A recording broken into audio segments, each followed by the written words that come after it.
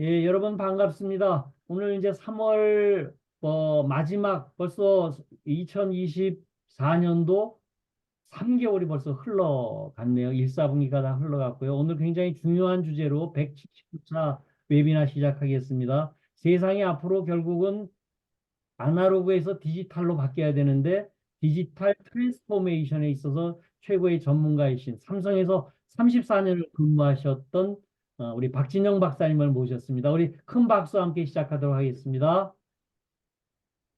네, 안녕하세요. 반갑습니다. 박진영입니다. 네, 오늘 무엇보다 이렇게 자리 마련해 주셔서 감사하고요. 그냥 편한 이런, 혹시라도 제가 잘 못 설명하는 부분이 있으면은 언제든지 그냥 얘기를 해 주시면은, 서로 의견 나누고 알아가도록 그렇게 하겠습니다. 예, 오늘 준비한 거는 제목은 조선소에서의 DT 적용 사례입니다. 일단 저는 입사할 때부터 캐드 쪽을 해서 계속 이런 IT, ICT 쪽을 했어요. 그래서 신문 같은 데 가끔씩 뭐 이벤트로다가 뭐 나온 거 보면은 디지털 트랜스포메이션이라든지 밑에 디지털 플랫폼, 그다음에 클라우드 환경에서의 4D, 그다음에 디지털 트윈 뭐 이런 것들로다가 제가 좀 업무를 많이 했다 이렇게 보시면 될 것 같습니다. 아까 말씀하신 것처럼 캐드에 입사해서 계속 이런 쪽으로다가 했고 캐드 맡고 그다음에 설계 정보를 어떻게 이제 생산에 더 효과적으로 전달할 수 있을까? 그런 것 때문에 이제 DT 쪽도 맡고 스마트야드 쪽도 맡고 했었습니다. 작년까지 근무를 했고요. 작년 말에 정년퇴직을 했습니다. 그래서 지금은 1인 업체를 차려서 회사랑 같이 일을 하고 있고요. 하고 있는 일은 이렇게 그냥 한 3개 꼭지로 생각할 수가 있는데 이 부분에 대해서는 제가 자료 말씀드릴 때 다시 언급하도록 하겠습니다. 그 조선의 DT 기술인데 조선 쪽을 잘 모르시는 분도 이제 익숙하지가 않으실 수가 있으니까 그래서 이제 나머지 기술 소개할 때 이런 앞부분을 조금 조선 부분을 이해하시면 좀 도움이 될 것 같아서 간단하게 조선에서 배는 어떻게 만들어지는지 말씀을 드리도록 하겠습니다. 약간 뭐 만화처럼 보시면 될 것 같아요. 일단 설계를 합니다. 설계를 이제 선주가 요구해서 설계를 하기 시작하고 그렇게 설계가 완성이 되면은 물량이 이제 주문이 나가겠죠. 그래서 일단 뭐 강제가 들어오는 건 이렇게 네모난 판입니다. 그래서 그 판을 가지고 자르면서부터 업무가 시작이 됩니다. 그래서 이 다 조각조각 절단된 이 자재를 가지고 이제 조금씩 붙여 나가기 시작하는 거죠.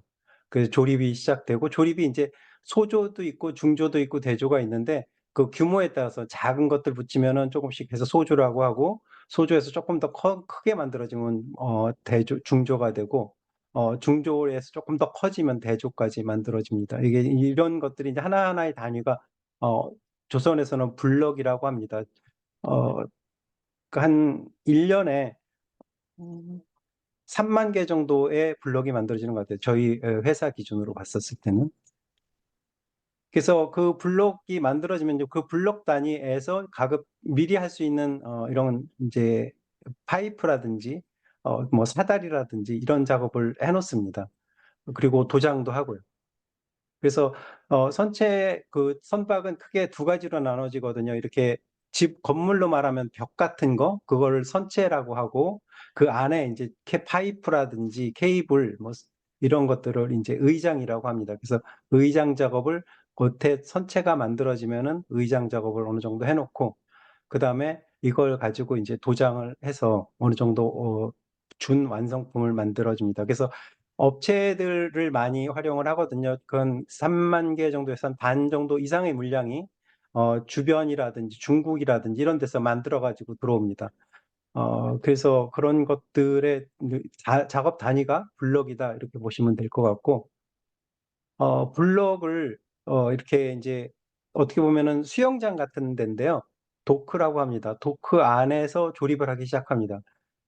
그래서 크레인 용량이 작은 조선소는 작은 블럭을 조립을 할 수밖에 없지만 대기업 같은 경우에는 최대한 블록 이익을 크게 만들어서 도크 안에 시간을 짧게 합니다. 그래서 점점점 최근에는 블록이 커져서 어떻게 심한 경우에는 전체 배의 한 3분의 1 토막, 4분의 1 토막까지 크게 만들어서 도크 안에서 작업하는 기간을 최소화하고 더 많이 도크를 활용할 수 있도록, 돌릴 수 있도록 그렇게 진행을 하고 있고요. 이렇게 어마어마하게 큰 블록, 메가 블록, 테라 블록 뭐 이런 말들을 하거든요. 크게. 그래서 이렇게 만들어서 경쟁력을 좀 높이고 있고, 이렇게 해서 외관이 다 만들어지면은 이렇게 수영장 같은 데 물 뺀 상태에서 조립을 하고 물 다 집어넣고 배를 뺍니다. 빼서 나머지 이제 안에 작업을 마저 해요. 그래서 도크를 최대한 빨리 운영하기 위해서 이제 제일 병목 구간이 도크라고 볼 수 있거든요. 빼내서 나머지 이제 그 기관 작업 같은 거, 엔진이 크게 문제가 없는지 시험 점 같은 거 다 하고 문제가 다 없으면 이제 바깥으로 빼서 만들어 이게 됩니다. 어, 대부분 국내 조선소, 대형 조선소 같은 경우는 지금 LNG 선에 치우치고 있고요. LNG 같은 경우는 보온병 같은 거 그런 형식으로 다 해서 화물창을 3개, 4개 정도가 이 안에 그 큰 화물창이 들어가요. 그 LNG가 액화시킨 다음에 마이너스 한 170도 정도 되게 해서 이제 그게 기화가 되면 안 되기 때문에 그게 굉장히 큰 기술로다가 아직 중국에 앞서고 있는 부분이라고 보시면 될 것 같고, 그 다음에 컨테이너 같은 경우에는 한 10,000개까지 뭐 만 몇천 개까지는 대부분 다 그 이제 중국으로 넘어갔고, 지금 국내에서 경쟁력을 갖고 있는 거는 이거 같은 경우는 2만 개 이상을 실을 수 있는 컨테이너 선입니다. 2만 개라고 하면은 예를 들면은 2만 개를 일렬로 쫙 세워놓으면은 1m라고 하면은 20kg 정도 되잖아요. 근데 이 컨테이너 하나가 6m거든요. 그래서 20kg인데 거기다가 1m일 경우가 20kg니까 6m이니까 120kg죠. 120kg가 일렬로 쫙 써 있다고 생각하시면 될 것 같아요. 한 번에 실을 수 있는 양이 어마어마하죠. 그리고 또 다른 하나는 해양 프로젝트입니다. 해양 프로젝트 같은 것들은 크게 몇 가지로 나눠지는데 이제 다니면서 점점 근교에 있는 바다 가까운 것들에 있는 데서 석유 파올리는 거는 어느 정도 다 소모해서 점점 깊은 바다로 가기 시작했어요. 그래서 깊은 바다로 가면은 드릴십이라는 게 있는데 이제 그게 가서 드릴로 해서 실제 원유가 있는지 없는지 확인을 합니다. 그래서 원유가 있으면 원유가 있어 하고서 그 배는 오고, 이런 배들이 이제 가요. 가서 이 배는 그 드릴십의 그 위치를 확인한 데에 이렇게 파이프를 내려가지고 빨대 꼽듯이 거기에 꽂고 퍼올리고입니다. 퍼올려서 웬만큼 여기서 다 가공을 해요. 그러니까 어떻게 보면 하나의 화학 공장이라고 보시면 될 것 같아요. 원유 공장. 그래서 뭐 지저분한 건 태워버리고 가스는 가스대로 하고 석유는 어느 정도 석유등으로 해서 이렇게 실어 나르고 이런 역할을 해서 이런 거 같은 경우에는 규모가 엄청 크고 이렇게 공간이 제한되어 있기 때문에 안전 같은 게 굉장히 중요하고요. 그 다음에 수십 년 써야 되기 때문에 스펙 같은 것들이 굉장히 철저합니다. 그래서 이런 거는 만들 때 시간도 많이 걸리고 엄청나게 모든 자재를 갖다가 선주가 원하는 그런 스펙을 써야 되는 그런 문제가 있습니다. 그래서 어떤 때는 여태까지는 그렇게 많은 재미는 못 봤어요. 근데 이제 지금까지 해온 기술로 다 해서 앞으로는 점점 좀 효과적인 회사에 도움이 되는 그런 프로젝트가 되지 않겠나 생각을 합니다. 예, 여태까지 이제 혹시 조선의 그냥 전반적인 거를 간단하게 이렇게 만듭니다라고 말씀을 드렸는데, 혹시 제가 말씀드린 사항 중에서 질문이 있으시면은 잠깐 질문 받을까요? 그냥 쭉 하시고 난 다음에 그럴까요? 질문하는 게 좋을 것 예, 같아요. 그러면 일단 이렇습니다. 이렇게 말씀을 드리고, 그 다음에 이제 DT 기술에 대해서 말씀을 드리도록 하겠습니다. DT 기술은 제가 생각할 때 한 세 개 꼭지로 나눌 수 있는 것 같아요. 어, 그, 아날로그로 돼 있는 거, 여기저기 파일로 돼 있는 거를 디지털화하는 거, 디지털화하는 게 하나가 있고, 디지털화된 거를 가지고 뭔가 공유하고 뭐 패턴을 만들고 하는 그런 데이터 테크놀로지 기술이 있는 거고, 최종 기술은 이 AI 쪽으로 가야 되지 않나 생각을 하는데, 이렇게 제가 생각하는 이유는 요런 이거 피라미드 같은 거 보신 적이 있으시죠? 이제 데이터서부터 이거는 정보, 지식, 지혜, 결정 뭐 이런 그 지식의 어떤 단계를 말을 하는데 이제 밑에 데이터 이게 이제 어떻게 보면 디지털 트랜스포메이션인 것 같아요. 여기저기 흩어져 있는 거를 이제 다 한 곳에 모으는 이런 게 필요하고 인포메이션화하고 난리지화하는 거는 이제 어떤 데이터 간의 관계를 드러내고 패턴을 밝히고 이런 건데 이제 이런 것들이 어떤 의미를 갖는 것 하는 거가 데이터 테크놀로지 기술이지 않나 이 생각을 합니다. 그래서 요 부분 각각 페이지에 대해서는 정의하고 사례는 각각 다시 또 세 부분에 대해서 말씀을 드리도록 하겠습니다. 먼저 디지털 트랜스포메이션에 대해서 말씀을 드리도록 하겠습니다. 디지털 트랜스포메이션은 뭐 더 잘 아시겠지만 데이터 형식의 변화가 프로세스의 변화까지 유도하는 거. 그 이제 저희가 대부분 이런 거 했었었죠. 이런 예전에 중학교, 고등학교 때 뭐 이런 걸 샀었는데 지금은 사지는 않잖아요. 다 이제 어디 한 곳에 있어서 접근해 가지고 공유하고 뭐 이런 식으로 돼 있어서 어 이런 이런 거 파는 업체 같은 경우는 이제 더 이상 저희가 찾아볼 수가 없어서 이렇게 프로세스적으로 비즈니스적으로 변화가 왔습니다. 그래서 그런 것까지 해서 디지털 트랜스포메이션의 의미가 아닐까 하고 조선업에 있어서의 의미는 제가 생각할 때 왜 이게 필요하냐 디지털 트랜스포메이션이 그거 배경을 좀 말씀을 드릴게요. 이제 이쪽이 조금 좀 복잡하게 돼 있는데 프로세스이기도 하고 뭐 조직이기도 합니다. 설계를 하고 구매를 하고 생산을 하고 그런 것들을 나타낸 어떤 논문에서 가져온 그림인데 이제 화살표가 어떻게 보면 정보의 흐름이에요. 정보의 흐름인데 뭐 아무래도 많이 가겠죠. 설계한 게 이제 구매로도 가고 생산으로도 가고 생산하면서 다시 또 그거 확인하기도 하고. 근데 문제는 조선업은 계속 바뀝니다. 이 개정 같은 것들이라 그래야 되나? 변화가 계속 생겨요. 그게 이제 조선업의 특징이라고 생각하는데 많은 개정. 그러니까 일반적으로 저희가 전자업이나 자동차 같은 거 생각할 때는 설계를 완벽하게 하잖아요, 최대한. 테스트도 무조건 엄청나게 해서 완벽하게 만든 다음에 문제가 없으면 대량 생산으로 넘어가서 이제 생산을 하게 되니까 생산에 절대로 문제가 있으면 안 되죠. 그래서 거기 같은 경우에는 뭐 설계가 완전히 완벽하다 할 때까지 설계를 하고서 진행을 하는데 조선업에 있어서는 뭐 이런 EPC업이라고 하잖아요. 건설업이나 조선업 같은 거는 E와 P와 C인데 이제 엔지니어링, 그다음에 프로큐어먼트 구매하는 거, 그다음에 C 컨스트럭션 이런 거가 이제 같이 하는 거예요.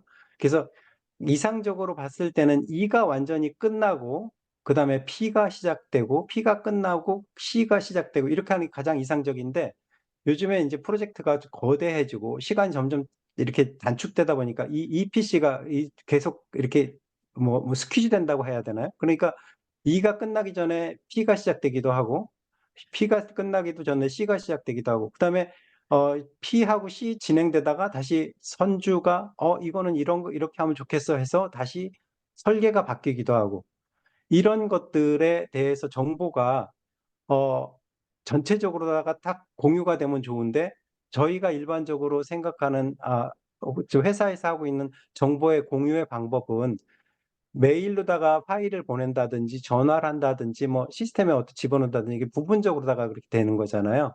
그래서 그게 가장 큰 문제라서 그 문제를 뭐 이렇게 이제 변경하는 거예요. 계속 바뀌는데 이게 이제 실제 일생에서는 전화로다가 뭐 엑셀로다가 여기저기 왔다 갔다 하는데 이런 것들이 어디는 최신 버전을 가지고 있고 어디는 최신 버전을 가지지 있고 있지 않고 이런 문제가 발생하는 거예요. 설계가 있었어도 설계는 계속 변하는데 이제 도면으로 이제 배포가 됐지만은 어떤 사람은 그 최신 배포된 걸 가지고 있고 어떤 사람은 최신 배포된 게 아니라 일주일 전에 있는 도면을 가지고서는 일을 하고 있고 이런 것 때문에 회사에서 굉장히 다양한 문제들이 생기거든요. 그래서 이러한 그 문제를 파일로다가 지금 계속 왔다 갔다 하는데 이거를 이렇게 3D 기반으로다가 어떤 데이터 형식으로 바뀌어야 되지 않나. 그게 어떻게 보면은 조선업에 있어서의 디지털 트랜스포메이션의 방향이라고 생각을 했습니다.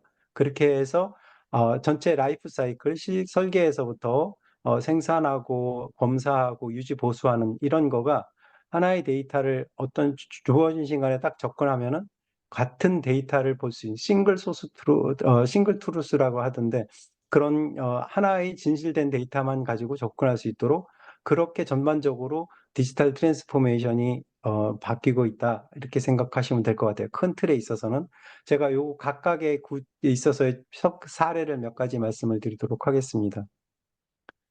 이거 같은 경우에는 생산 계획에서 3D를 활용하는 사례입니다. 뭐 예전 같으면 엑셀에서 뭐 부품별로다가 이게 들어왔나 안 들어왔나 뭐 이런 건데 특히 배관 같은 경우에는 절차가 좀 복잡하거든요. 설계가 끝나면은 가서 구매를 해야 되고 원자재를 구매한 거를 사다가 파이프를 제작하는 업체에다 주고 거기서 제작하면은 그걸 같이 다시 들여와서 설치를 하고 이게 한두 개가 아니고 수만 개, 수십만 개니까 그런 현황을 엑셀이나 뭐 이런 시스템으로 보는 게 쉽지가 않겠죠. 그래서 생산에서 조금 더 쉽게 볼 수 있지 않을까 해서 이렇게 가벼운 3D 모델을 만들었고 그 진행 상태를 갖다가 색깔을 각각 달리해서 색깔만 보더라도 이게 지금 어떤 상태인지 직관적으로 볼 수 있게 그렇게 해서 지금 진행되는 상황을 확인할 수 있도록 그렇게 노력을 하고 있습니다. 잘 적용을 하고 있습니다. 그리고 이런 건 조선소 다 같이 노력하는 부분이기도 한데요. 제작하는 데 있어서도 제작소에 이제 이런 것들을 좀 만들어 주세요 해가지고서는 설계를 해가지고 보내는데 이제 뭐 단순한 것들은 문제가 없는데 점점 복잡한 것들은 사실 제작하는 데 있어서 이해하기 어려운 부분이 있어요. 그러면은 그분들은 설계하는 분들한테 조전소로 전화해 가지고서는 확인을 하고 해야 되는데 그것도 비일비재하고 뭐 이렇거든요. 그래서 그런 것들을 좀 줄이는 방법으로 해서 2D로다가 이게 일반적인 사용 방법이지만 그거 대신에 3D 뷰 형태로다가 주어서 3D로 돌려보면서 확인할 수도 있고 전체적으로 다 물량 같은 것들 그래서 커팅 플랜 같은 걸 만들 수 있게 그렇게 노력을 하고 있습니다. 그래서 배관 같은 쪽은 대부분 다 완성돼서 좀 잘 적용을 하고 있고 마지막 남은 부분은 처리장 부분에 있어서는 조금 표준화가 좀 안 돼 있어서 그 부분은 이렇게 조금 더 노력을 하고 있는 상황입니다. 그리고 보통 설계에서 하는 거가 이제 이렇게 제작도 만드는 거, 그 다음에 설치할 때 설치도 만드는 게 제일 큰 일 중에 하나라고 생각을 하거든요. 물량 뽑고. 근데 설치도 같은 경우는 대부분 다 아까 말씀드린 2D 기반으로 만들어지죠. 전통적으로. 그래서 이렇게 만들어서 뭐 소문자는 위로 파이프가 올라가고 뭐 이런 게 다 약속이 있어요. 이게 위에서 본 건데 어떤 것들은 위로 올라가고 어떤 건 내려가고 뭐 이런 것들이 어, 좀 보는데 쉽지도 않고 이게 길이도 뭐 몇 미터씩 되는 경우도 있어요. 그래서 거기 찾는 경우도 쉽지도 않고 그래서 이걸 갖다가 이렇게 3D로 하면 어떨까 해서 3D로 지금 했고 이걸 지금 적용 중에 있다. 이제 적용하려고 노력하고 있다. 이렇게 보시면 될 것 같아요. 어떻게 보면은 예전에는 처음에 설계는 2D로 했어요. 그러니까 이제 2D 도면이 같지만은 지금은 설계에서 그 복잡하고 이러니까 다 CAD를 써서 3D로 하거든요. 근데 3D 한 거를 다시 이렇게 납작하게 해서 2D로 해서 정보를 3D 그 풍부한 정보를 많이 좀 손실하고서 다시 이렇게 해서 주는 것보다는 3D를 풍부한 정보를 그대로 주는 게 좋지 않을까 뭐 이렇게 해서 지금 노력을 하고 있습니다. 그래서 3D가 되고 시스템화가 되고 뭐 이게 이제 어떻게 보면은 태블릿으로 이루어지니까 최종적인 목적 같은 거는 어떻게 설치하는지 이런 디멘전 같은 거 수시로 복잡하더라도 잘 확인할 수가 있고 그다음에 조금 더 나아가서 나 이 부재 설치했어 하고서 태블릿에서 그런 기능을 제공을 한다고 하면은 나중에 시스템 어디선가 그런 현재 진행된 작업들 현황을 갖다가 다 모니터링해서 집계가 되고 그다음에 그런 것들을 누군가는 한눈에 볼 수가 있고 이런 하나의 뜻도 있고 또 하나는 종이는 사실 정보를 전달하는 게 한 방향이잖아요. 설계에서 생산으로. 그런데 태블릿으로 하면은 생산해서 작업을 하다가 이거 뭐 이렇게 된 거 아니야? 해가지고 여기에서 뭔가를 정보를 만들어서 설계로도 줄 수가 있는 그래서 이제 이렇게 되면은 정보도 양방향으로 해서 좀 소통이 될 거다 이런 생각을 가지고 있습니다. 그러면은 훨씬 더좀 소통이 잘 되고 뭐 이렇게 하면서 경쟁력도 높아질 거다 이렇게 믿고 있습니다. 그리고 이제 검사 부분에 있어서는 AR을 활용하는 경우가 있어요. AR 같은 경우에는 이제 어떻게 보면은 생산해서 만드는 거가 설계한 대로 그대로 만들어야 되니까 설계한 대로 해서 3D 모델로 만들고, 생산한 거는 또 이미 이제 실제 눈앞에 있으니까 AR이 그렇게 좌표값을 딱 정합시키면은 매핑 시킬 수 있잖아요. 그래서 눈에 보이는 그대로 만들어지면은 문제가 없는 거고, 눈에 보이는 3D 모델에서는 보이는데 실제에서는 보이지 않으면 이거는 뭔가 문제가 있다라는 거를 즉각적으로 알 수가 있죠. 그래서 2D 같은 경우에는 뭐가 있다 없다 이런 것만 할 수가 있지만, 밸브 위치 같은 것도 굉장히 중요하거든요. 오퍼레이션 하는 입장에서 이게 45도 뭐 저쪽으로 45도 이런 것들을 이런 거 AR을 쓰면 3D로 해서 보다 잘 확인할 수가 있죠. 그래서 그렇게도 의장 쪽에서도 활용하고, 구조 쪽에서도 재질이 맞나, 용접 그 방법대로 했나 이런 것들을 확인할 수가 있도록 되어 있습니다. 그래서 디지털 트랜스포메이션은 어, 지금 전체적인 방향이 전통적으로다가 2D 도면을 해서 소통을 했는데 3D 모델로 소통의 중심이 바뀌고 있다. 그렇게 하려고 노력을 하고 있다라고 보시면 될 것 같아요. 최종적인 거는 제일 바람직한 건 생산에서 이 3D를 보면서 생산의 계획도 세우고, 생산의 그 작업도 좀 플래닝도 하고, 그다음에 실적도 3D로다가 확인하고 뭐 이렇게 되는 방향으로 생각을 하고 있습니다. 그래서 디지털 트랜스포메이션은 그렇게 좀 어떻게 보면은 2D 어떤 거를 갖다가 3D 형식으로다가 조선업에 있어서는 특징적으로 바뀌고 있다 이렇게 보시면 될 것 같고, 데이터 테크놀로지도 말씀을 드리도록 하겠습니다. 이게 DT인데 DT에 대한 정의가 되게 다양하더라고요. 사람마다 뭐 이 사람은 이렇게 하고 저 사람은 저렇게 하고. 근데 제가 생각할 때는 이 마윈이 정의한 게 제일 와닿았어요.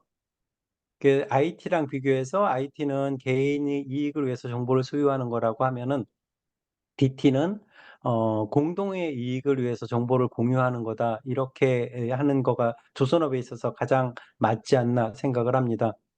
그래서 이제 제가 정의하는 DT는 데이터를 생성, 분석하고 공유해가지고 공동의 이익, 전체의 이익이죠. 생성하는 거다. 이렇게 생각을 하고, 왜 이게 필요하냐. 이 조선업에 있어서 이거 잠깐 전자자동차 말씀을 드렸었는데, 이런 거 같은 경우에는 표준화가 돼 있고, 실내 작업하고 자재들이 미리 다 만들어져 있고, 이런 게 이제 설계가 완벽한 상태에서 이제 생산 라인을 어떻게 하면은 불량품 없이 최적화할 건가? 최적화하는 건 빨리 만드는 거, 불량품 없이 하는 거겠죠. 뭐 이런 식으로다가 이런 거에 초점을 맞추어서 제가 생각할 때는 4차 산업 기술이 만들어지지 않나 이 생각을 하고, EPC 같은 경우에는 조선업에서는 제가 볼 때는 이렇게 자재가 표준화되어 있지도 않고, 어떤 때는 뭐 확보되지도 않고, 그다음에 일기 때문에 실외 작업이 많은데 뭐 사람이 왔다가 갑자기 뭐 크레인 문제가 생겨서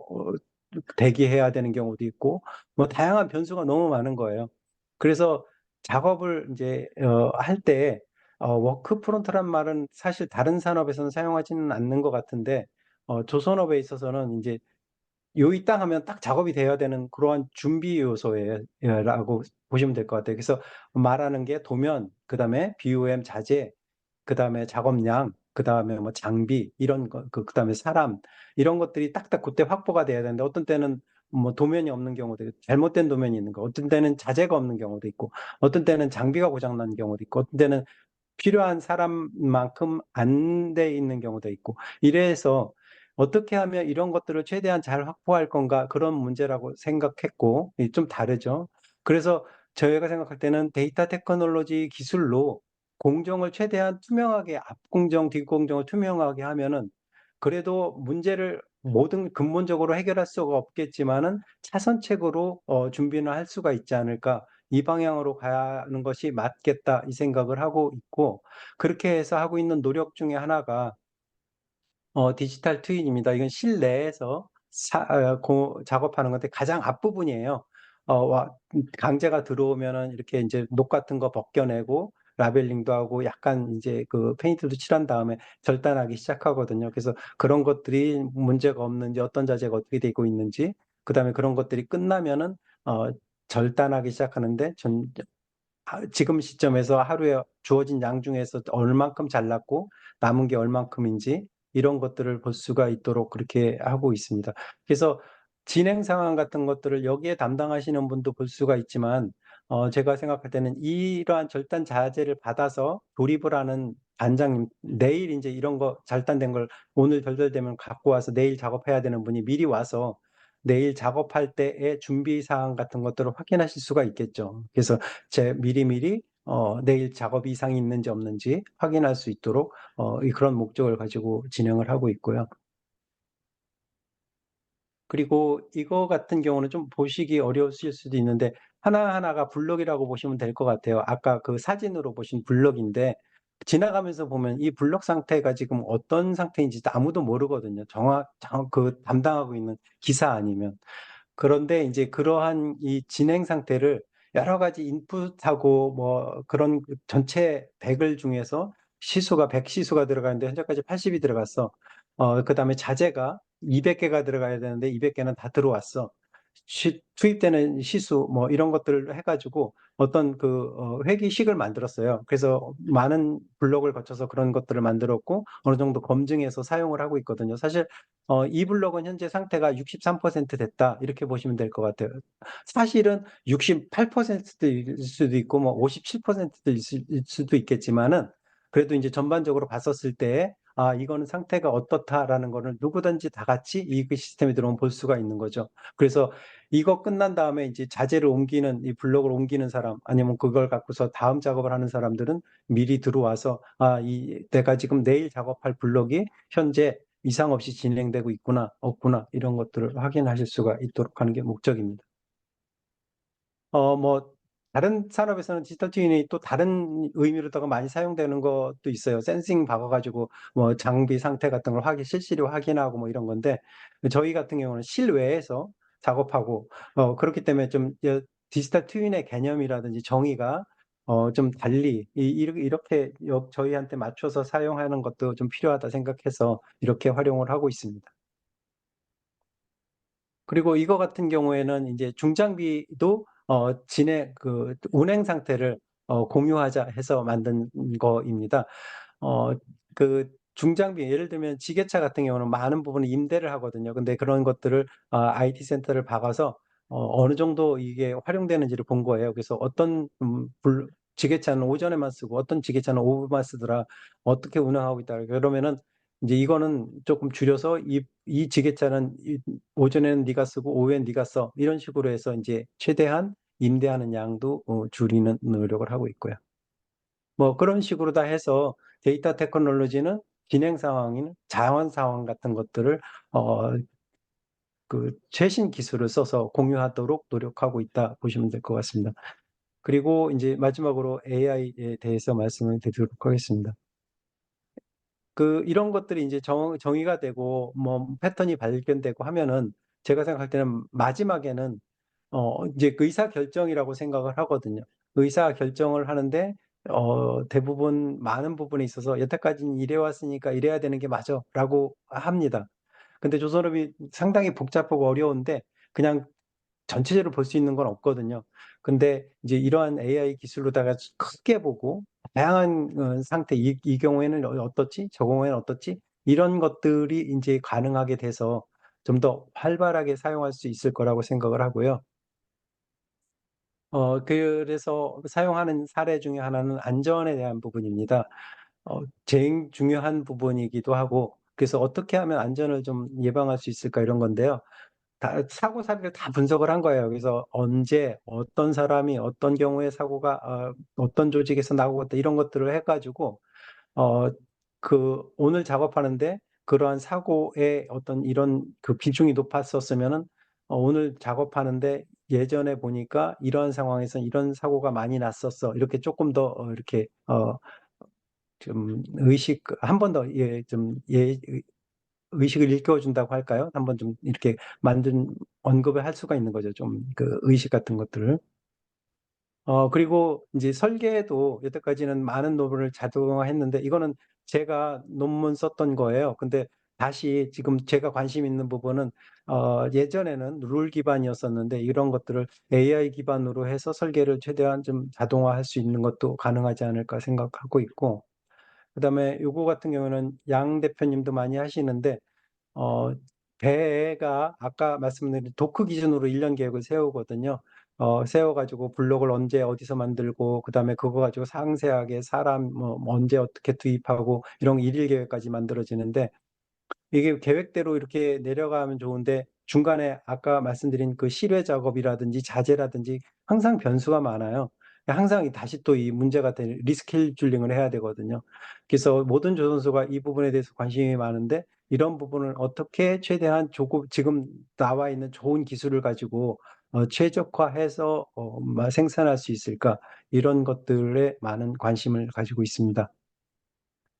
그리고 하나 더 말씀드리고 싶은 거는 기술이 다인 거는 아니더라고요. 아마 이거는 다른 산업도 마찬가지일 것 같은데 저 같은 경우에 많은 과제를 진행하다 보니까 어, 싫어하시는 분들이 많아요.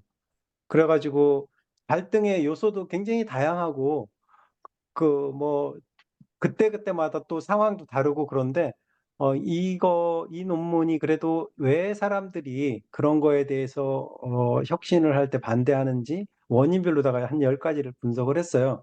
이게 굉장히 좀 많이 도움이 돼서 혹시 관심 있으시면 요거 찾아보시면은, 그리고 이런 일을 하시다가 실행하는 데 있어서 굉장히 좀 낙담하는 경우도 많고 뭐 이렇더라고요. 저도 뭐 늘 부딪히는 게 갈등인 것 같아요. 기술은 사실 여기저기 다 있어요. 다 있고 들여와서 쓰면 되는데 여태까지 정해진 어떤 저항하려고 하는 에너지하고 이런 새로운 뭔가를 새롭게 만들려고 하는, 정리하려고 하는 에너지랑 늘 부딪혀서 어떤 때는 저항하는 에너지가 더 크니까 그게 뚫히지 못하고, 어떤 때는 그래도 어떻게 하니까는 그런 것들을 좀 더 큰 에너지로 만들어서 기존의 있던 질서를 새로 파괴하고 새로 만들 수도 있고 뭐 이렇더라고요. 그래서 기술만 중요한 게 아니고 좋은 기술이 많은데 그런 것들을 어떻게 지금 있는 어떻게 보면 나름대로 다 질서가 잡혀져 있거든요. 그런데 새로운 질서를 만들 건가? 이런 것들도 많이 고민을 하셔야 되지 않을까 생각을 합니다. 예, 그래서 이게 마지막인데요. 뭐 이런 기사 보신 적이 있으실 수도 있을 것 같아요. 아프리카 모잠비크에서 코끼리가 최근에 이제 뭐 내전 이런 것 때문에 상아 없이 태어난다는 거예요. 어떻게 보면은 코끼리에 있어서 이 상아는 코끼리의 자존심일 수도 있잖아요. 그런데 이 코끼리는 자기가 생존하기 위해서 자기의 자존심까지 다 내버린 거죠. 그렇게 해서 생존하려고 노력을 하고 있더라고요. 인용하는 이유는 조선업도 지금 생존이란 말을 많이 사용하거든요. 다 뭐 이것저것 어려운 게 많고 중국도 뭐 그렇고 주변 상황도. 하지만은 이제 이렇게 코끼리가 상아 버리듯이 뭐 아는 부분들을 버려가면서 그 생존을 위해서 모든 분들이, 정말 많은 분들이 노력하고 있다. 저도 제 맡은 이러한 부분에 있어서 소명의식을 가지고 해왔다. 이렇게 말씀을 드리면 될 것 같습니다. 예, 여태까지 그냥 조선소 간단 말씀을 드렸고, 그리고 거기에서 다양한 기술들이 왜 그게 사용이 됐고, 그 다음에 그런 기술로 어떻게 하고 있는지 말씀을 드렸습니다.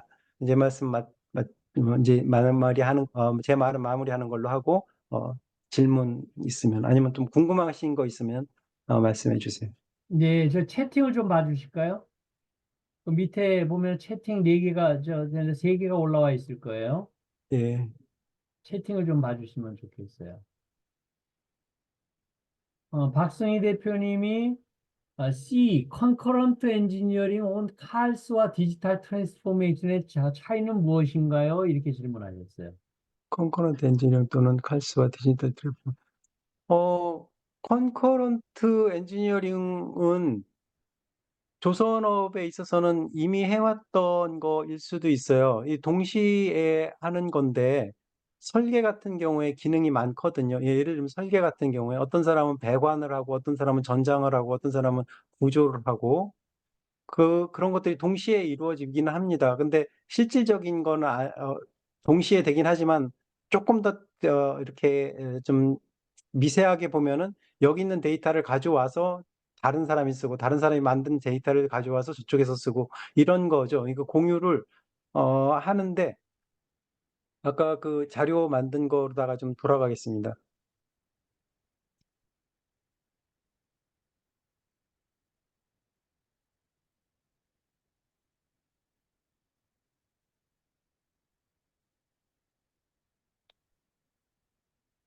어, 이게 여기저기 왔다 갔다 하면서 작업이 되고 있어요. 막 이렇게.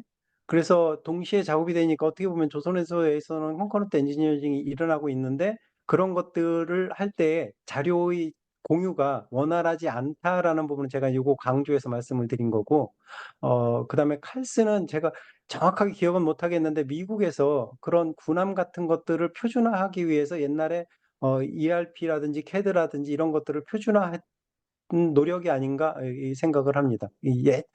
참 예전의 일이라서요. 답이 되었는지 모르겠습니다.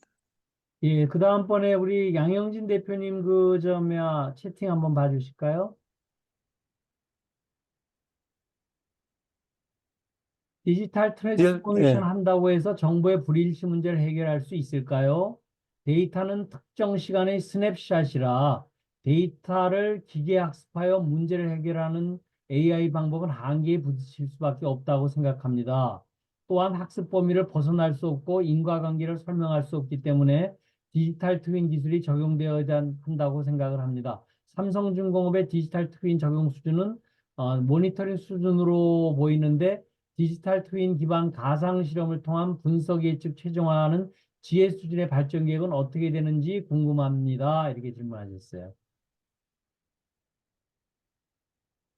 어, 그 우리 정보의 불이치는 이제 규모를 어떻게 보는지에 따라서 다를 거는 같은데 뭐 더 좋은 방법이 있을 수도 있겠죠. 그 지금 나와 있는 이러한 그 정보 변경이 이렇게 막 수시로 일어나는 상황이라서 이거를 어떻게 하면 최소화할 수 있을까 그런 문제고 그런 거를 하는 방법 중에 하나가 이제 디지털 트랜스포메이션이라고 저를 생각한 거고 뭐 다른 방법도 있을 수는 있겠습니다. 뭐 그거는 그 상황마다 다를 테니까요. 그래서 그렇지만은 많은 부분은 어떻게 보면은 지금 이렇게 부서 간 다른 쪽으로 가는 부분에 있어서는 많이 줄일 수 있고 그리고 지금 예전에는 계정 문제 때문에 그 회사가 문제가 많이 생겼는데 지금은 그런 문제가 발생하지 않으니까 많이 좋아졌다라고 말씀을 드릴 수 있을 것 같아요. 우리 양영진 대표님하고 우리 저 박 박사님하고는 한번 나중에 두 분이서 소통을 좀 많이 하시면 좋을 것 같아요. 예, 그래야 이광식 되겠네요. 대표님이 혹시 삼성의 경우 DT로 인한 경영 성과, 경쟁력 지표, 개선 성과가 지표로 나온 게 있는가요? 어, 그 예전에 지표, ICT 예. 센터장을 하시면서 나왔었던 뭐 성과 관리 KPI 하거나 이렇게 할 적에 뭐 나왔었던 자료가 이렇게 있는가요? 예, 몇 가지 지표는 만들었고요. 그 이제 제일 중요하게 생각하는 게 재작업이라든지 그다음에 어떤 그 기여율 같은 거 그런 거를 좀 잡았는데 사실 그러한 이유가 비효율 같은 게 이제 그 지금 제가 언급한 문제 이외에 다른 원인으로 의해서 생기는 것들이 많거든요. 그러니까 그런 것들이 원인이 막 섞여가지고 그래서 그런 부분에 있어서는 조금 좀 명확하게 나오지는 않았다 이렇게 말씀드릴 수 있을 것 같아요. 그 경영성과는 부분적으로는 아까 지게차 잠깐 말씀드렸는데 그렇게 해서 뭐 어떻게 됐고 그런 것들은 있습니다. 그래서 좀 크게 기여하고 있다 이렇게 보시면 될 것 같아요. 예, 그다음 차석근 과제별로. 대표님이 질문하셨네요.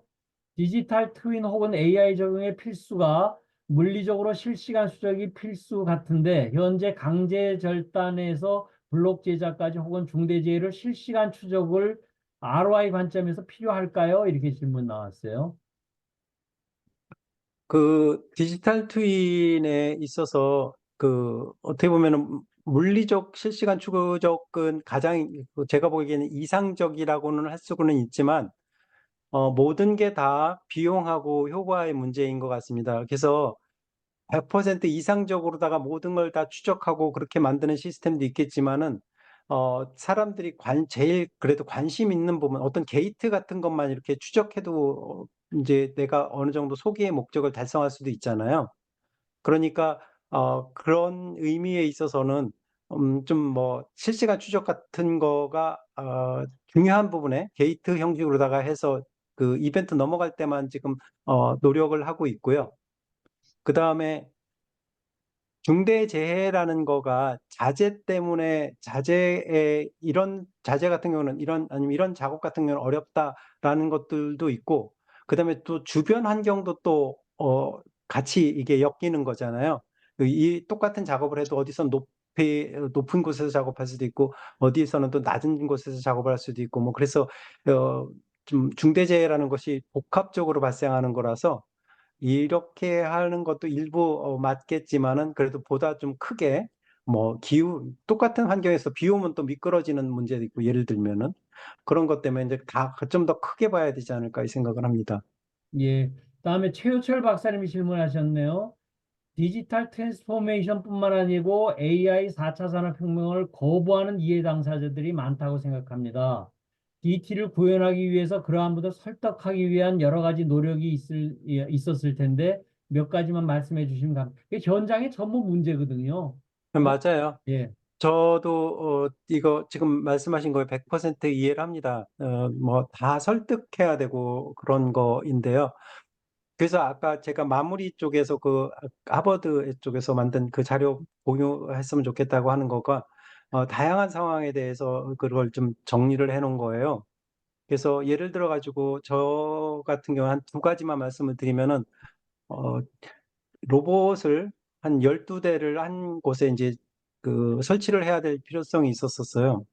그래서 작업을 하는데 그 용접 로봇만 설치했다고 되는 게 아니거든요. 그게 인제 그 품질을 확보를 하는 거가 사실 쉽지가 않아요. 자재가 다 이렇게 오차 없이 만들어지는 게 아니라 어디는 용접을 해야 되는데 1 밀리 떨어져 있고 어디는 2 밀리 떨어져 있고 뭐 상황이 다르고 그다음에 또 작업자의 수준이라든지 뭐 이런 것들이 달라서 그런 것들을 딱딱 완벽하게 처리하고서 손 털고 이렇게 나오기가 쉽지가 않은데 그런 거에 인제 오래되다 보면 사람들이 이게 지금 끝나는 거가 맞느냐, 완성되는 게 맞냐, 이걸 그냥 다시 걷어내야 되는 게 아니냐, 이런 얘기들을 많이 해요. 그래서 그런 거 있을 때마다 이제 저 같은 경우에는 당사자들하고 이제 관계되는 분 같이 해서 최대한 일정을 다시 한번 이제 남은 문제가 뭐고, 이 문제는 이때까지 해결하겠다, 이때까지 이때 해결하겠다, 이렇게 하는 것도 하나의 방법이라고 생각을 하거든요.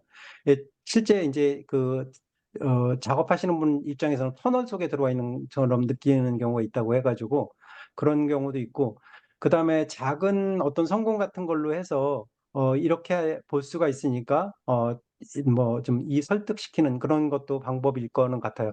지게차 말씀을 드렸는데 인제 저 같은 경우에는 그게 어떻게 보면 회사에 어필하는 데 큰 좋은 과제였어요.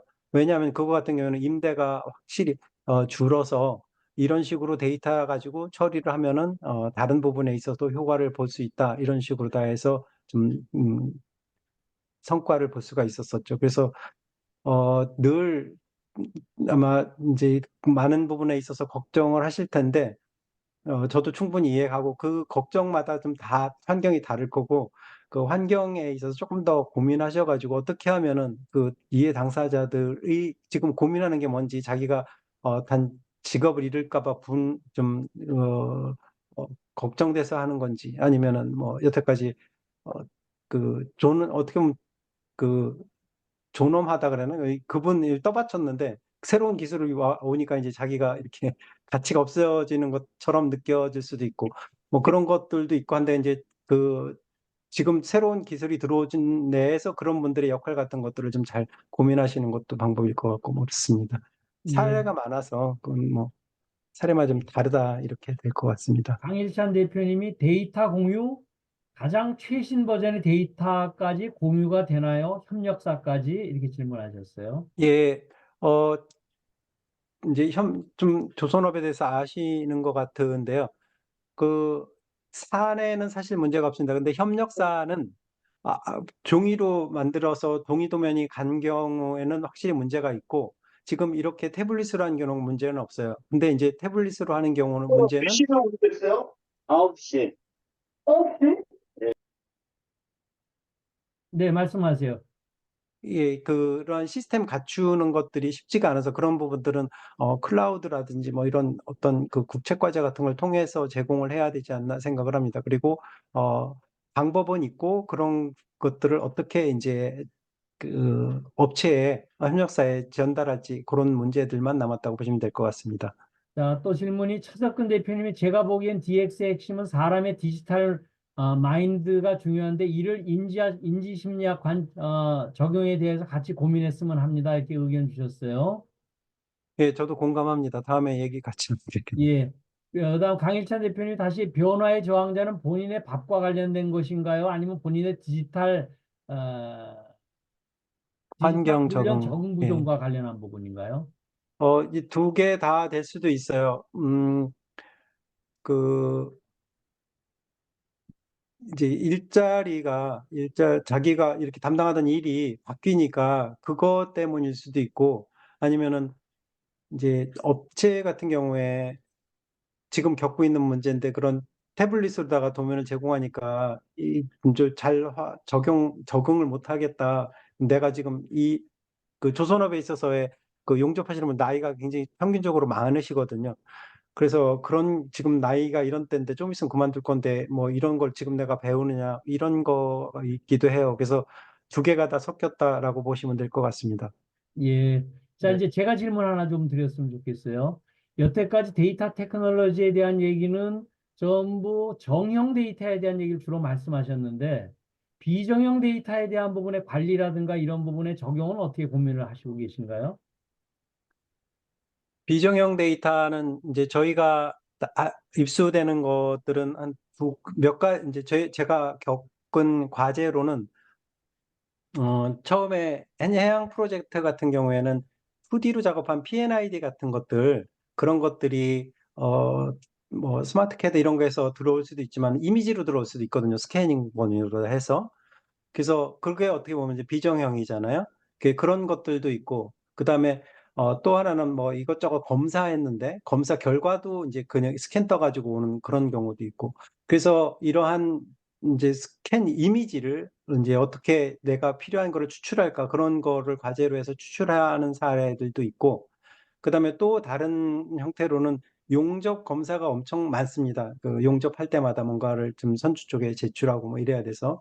그래서 그것도 이제 용접 부위를 이제 이렇게 촬영을 하게 되는데 그 엑스레이 같은 거나 이런 걸로. 그런 거를 촬영을 한 다음에 그 AI 기술로다가 해서 이거는 문제가 없다, 이거는 문제가 있다 이렇게 해가지고서는 좀 선주랑 이렇게 작업하시는 분들하고 그런 오해 소지 같은 것들을 좀 줄이고 뭐 이런 노력은 하고 있습니다. 그래서 주로 지금까지는 이미지라든지 뭐 이런 것들에 대해서는 비정형 데이터를 갖다가 뭔가 패턴을 찾아서 AI 기법으로 좀 효과적으로 하려고 한다라는 말씀 드릴 수 있겠습니다. 예, 예. 우리 강일찬 대표님 이제 손 마지막 드셨어요.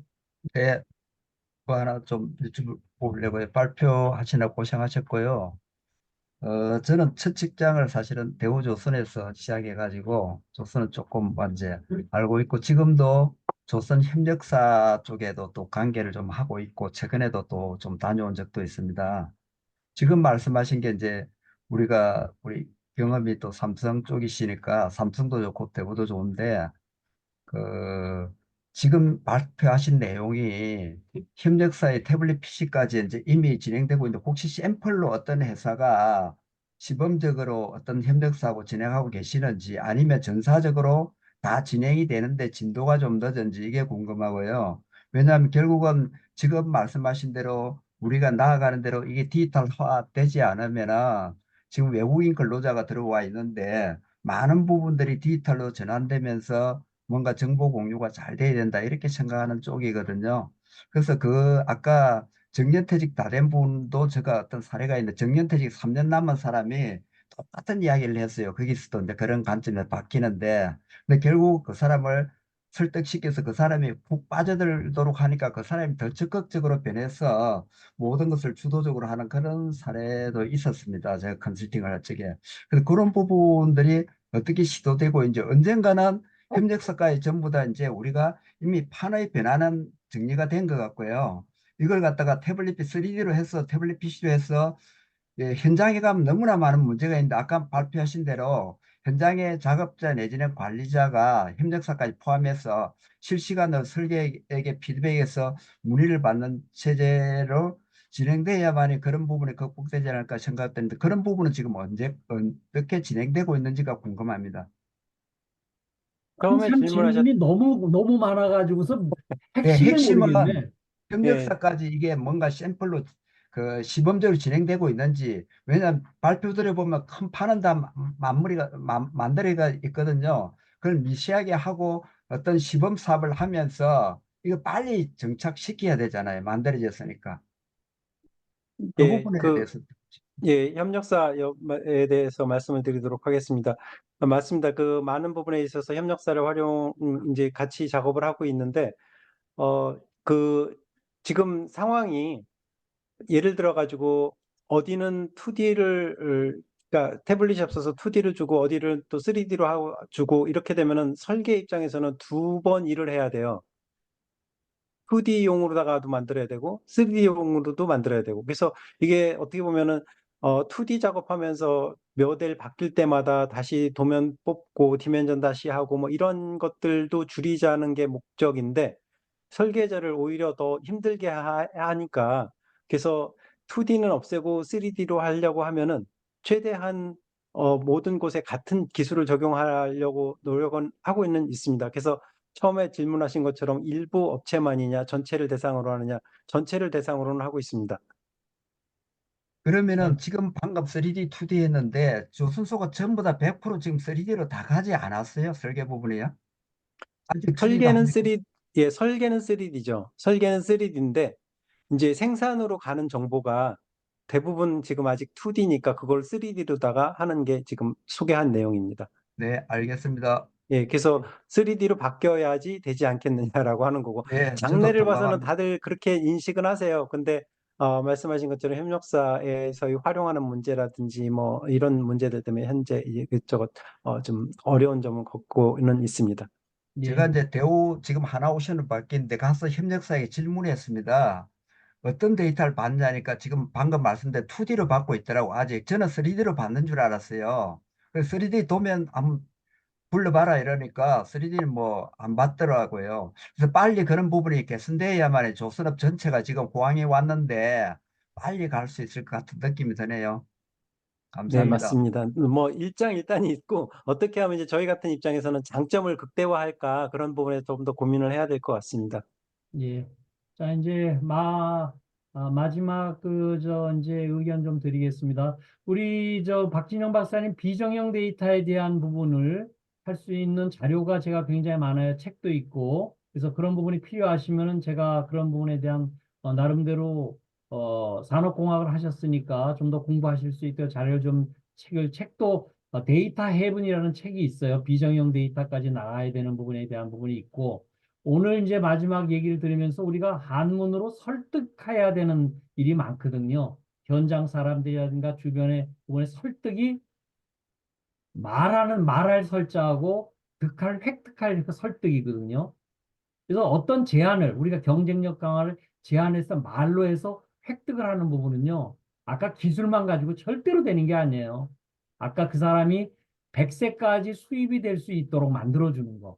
또 그 사람이 쉽게 easy and simple 하게 학습할 수 있도록 해주는 거에 대한 우선 나름대로 환경이 조성되지 않으면은 아무리 좋은 이런 뭐 태블릿이고 뭐 이렇게 3D 소프트웨어가 있어도 현장에서 안 된다. 그래서 현장의 문제가 그 실뿌리와 같은 영양분과 물을 빨아들이는 가장 프론트 부분인데 이 부분에서의 어떤 좋은 부분이 될 수 있었으면 합니다. 우리 조선업체, 한국을 이끌어가는 조선업체에 그 중에서도 제일 한 34년을 해보셨던 박진영 박사님 아주 오늘 좋은 강의 감사합니다. 자, 우리 큰 박수와 함께 끝내도록 하겠습니다. 감사합니다.